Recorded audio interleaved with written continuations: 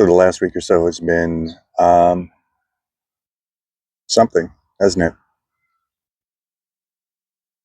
I live in Los Angeles County, so Long Beach to be precise, and watching the events unfold over the last week or so has been a real eye-opener.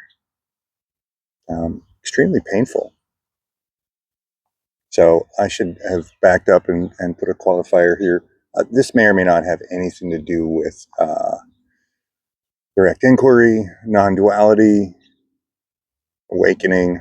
This is just what's coming up here. So, but I felt some pullings to say some things, share some stuff, maybe. First and foremost, the sense of sadness and empathy at watching everything that's happening when it's right here. It's not something far away. Friends be in fear. And the air was palpable. It was a little better yesterday after and during the protests and watching people come together over a closer sense of unity rather than division. But for the greater part of the week, it was like I had a brick on my chest, like a cinder block. And it really felt like I didn't feel fear per se. I'm sure partially because of my appearance.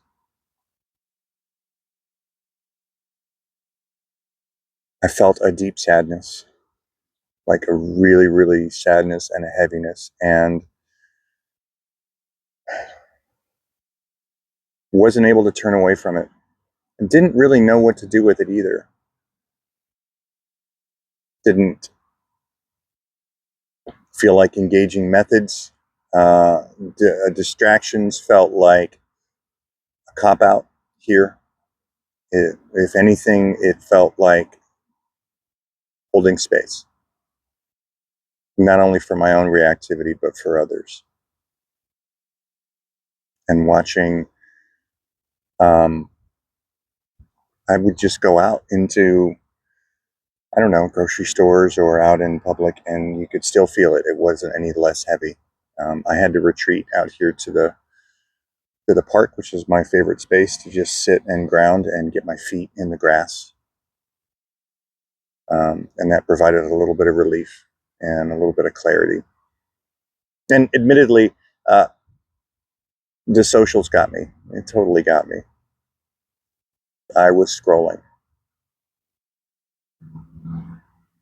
watching all the different perspectives and watching the different responses from people, some of them being in abject terror, to the whole other side, which I would say just appeared to be a lack of compassion and empathy, to being smug and gloaty. That was heartbreaking. And I was talking to some of the people I work with at the shop, and everyone felt the same way. You know, it wasn't like I have some special gift to be able to sense this stuff. It was just everyone felt it. And talking to some of the people at the shop, there was a sense of apprehension. Some people wanted to go out to the No Kings protest. Some people didn't know what to do. Some folks were afraid, you know, just general, like, what happens if I go out there? You know, because of what's being communicated out there, or at least what's being spread out there for, you know, your face might be recognized, you might be arrested, you might be whatever. My overwhelming sense was continue to hold space and to just let it wash over me, to do what I could to not indulge in a fear sense or a sense of apprehension, but if there was sadness, to let it be there. And that sounds really fucking noble, right? Wasn't. Hurts a lot. And I didn't get any sense that there was any other direction to move. any other place to be, any escape from it, and that it was just a firm but gentle, just sit there. And sleep tends to be a reset for me, at least a short one, where it's just you can go to bed and you wake up the next day, and it's a little bit of a okay, had time to sort of not be engaged in whatever's happening at the moment. So a little bit of a reset, and none of that was doing anything.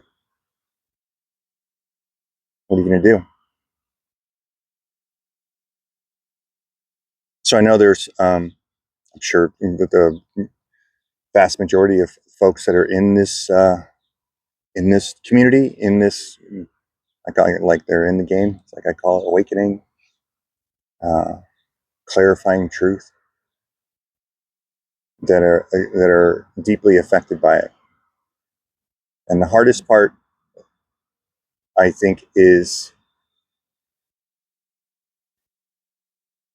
the farther we go along in the process, the less we have those defensive mechanisms, the ability to distract. Also, because there's more clarity there, and there's less of that ego and that personality identity functioning. It also brings stuff up too, can bring up other stuff. I had completely unrelated things show up, and I described it at first because someone was asking about it, so I had to put it in sort of a relative, kind of a non-spiritual language, for lack of a better way of speaking. And I was like, I just had no defenses, like I was out of gas, and something else might really, really deeply affect me.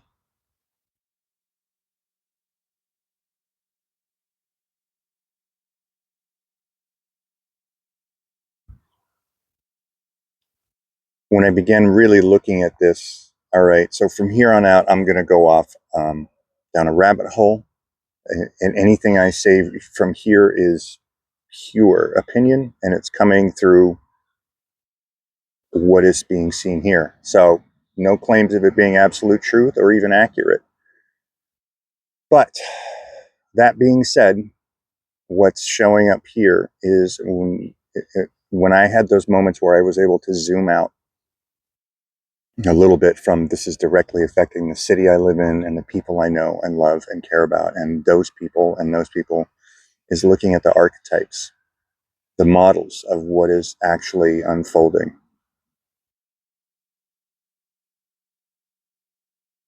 It's no secret, and it's very clear, especially if you listen to I don't know, the people that I respect and hold a deep reverence for will say, consciousness is always shifting and changing. Even though there is the non-dual aspect of it, there's the sort of the immovable nothing. Those two are locked in together. The consciousness is evolving. And what it has seemed to be to me is looking at the archetypes of what I would call a masculine energy, really, really putting up a fight as it's giving way to some more, I guess I would say, more of a feminine energy. And I know I'm not feeling led to be angry or to be hostile about it. And that's my go-to, or at least it was years ago. It's how soft can I be? How open can I be? How much space can I hold? How quietly alert and sensitive can I be around in any interaction that I have? And what you're seeing, let's say if you want to talk about the top figures in this game, in terms of politics and whatever, is their archetypes, their models for this old kind of hunter-gatherer, real masculine, conquer, break, smash, bluster, distraction. And I think the more and more extreme moves are, I don't even know that they're done on a conscious level. I think it's a subconscious thing, and it's a fear. absolutely a fear. That one I can speak on.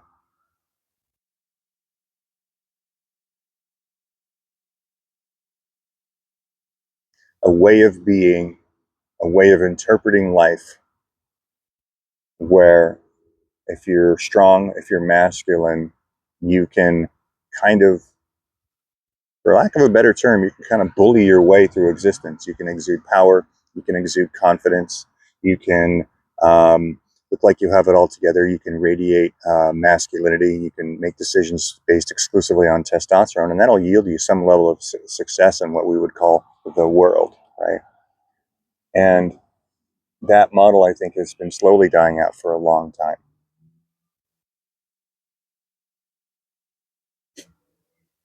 On a purely personal me note, I'm looking at some of these politicians, and um, I like, you wish you had a platform. You wish you could say something, and it wouldn't be anger or condemnation or anything like that. I'm just adjusting my camera here. There we go. It would be like, it's okay. What are you defending? What are you afraid of? Let's get into it. You're not, whatever you truly are is not at risk right now. It's only your thoughts, ideas, your training, your habits, your conditioning that you sense, you believe are at risk. But, I'm in a silly way, I'm like, come on over. The water's fine. It's nice to be soft. It's nice to be compassionate. It's nice to have empathy. It's beautiful to take quiet moments and not spending time to achieve or prove or display or have your identity tied up in anything other than what was happening to me 10 minutes ago, which was my feet in the fucking grass. You know? What else was there? And then what else is there but sitting on the bench?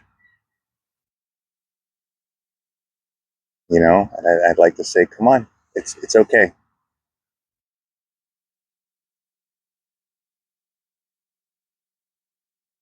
I know I saw a video a month or two ago, maybe a little bit longer, that I think Josh put out, and I really, really enjoyed it. And I would tend to agree, where he was describing what it's like to, at least being here in the States, to watch the political and therefore the energetic stage be up for grabs, and watch it be really divided and fear-based. And he was encouraging the people his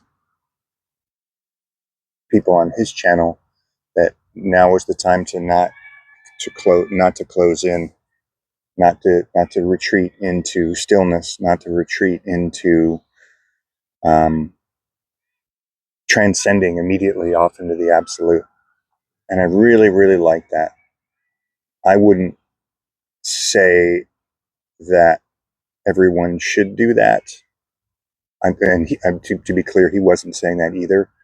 I would say the perspective here is, to the best of your ability, be open. And clearly there's going to be people out there who this will send folks into a tailspin. Got it, understood.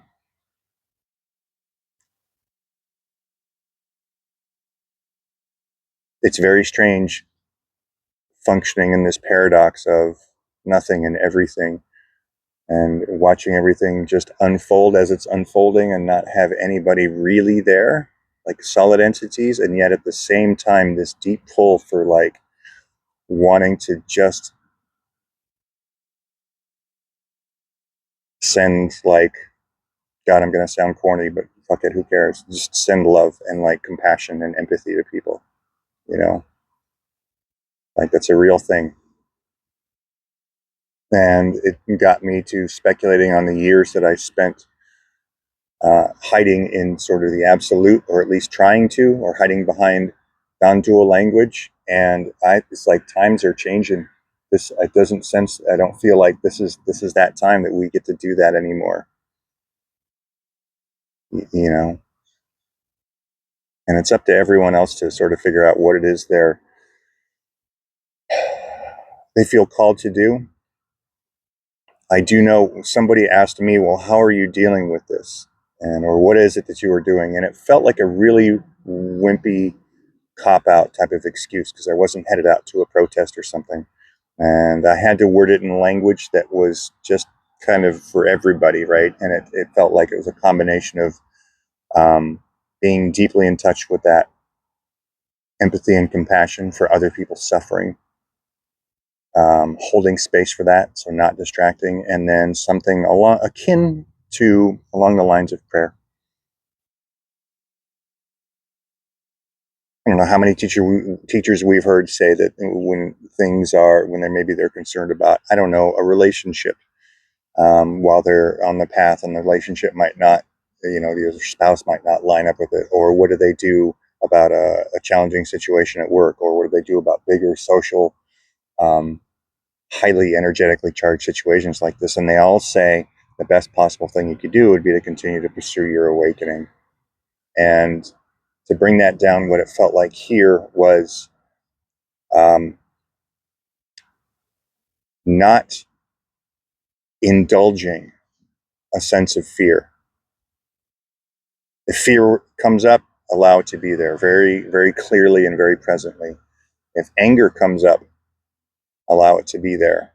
So not repressing and not indulging, and then just allowing it to move. And in the sense is that as that is done repetitively, that can create clarity and create a greater, like, open space that's not being filled up with resisting these emotions, or getting lost in the thought train or whatever. And then decisions can be made if you feel called to do something from that position of clarity. But being in that extreme reactivity can make it more challenging. I've watched more than one person be very, very conflicted. I don't know what to do. And you could see their heart was like, I want to go out and do something. And then part of it was also, I can't stand the way this makes me feel, which is also valid, right? Make this stop.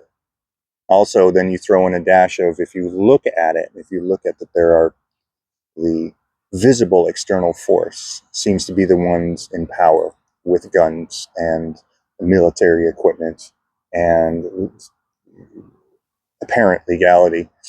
That's up for debate. That can create a sense of futility of what the fuck is it that I can do?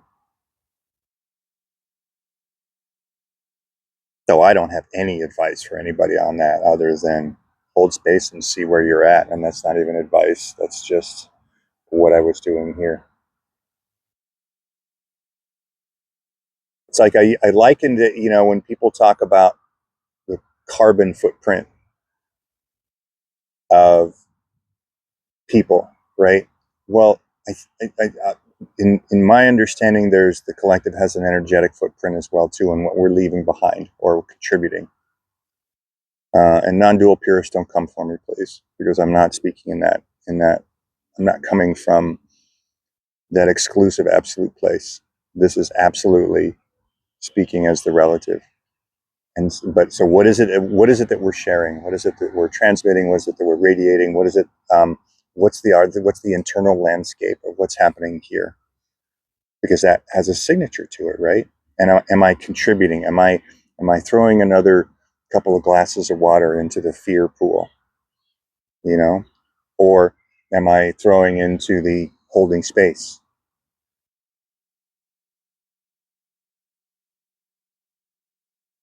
For me here, and I don't know any of this, so I don't want this to sound like an outrageous claim. This felt like holding space for a lot more than just me.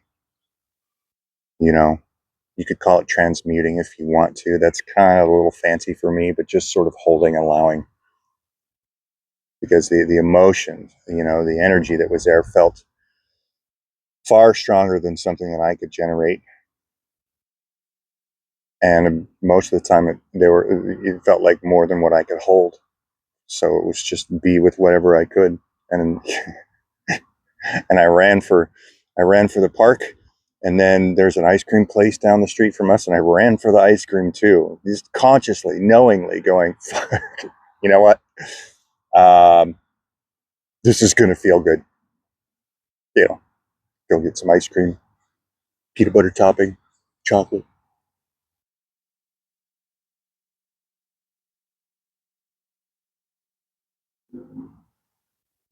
It's like watching the archetypes unfold, you know. I just really want to share whatever love and empathy and compassion is here with anyone who sees this. I certainly do not want to communicate in any way, shape, or form that I've managed this accurately or correctly, or that I've got it all like just calmly let it roll through. Now, it was fucking painful sometimes. It was uncomfortable.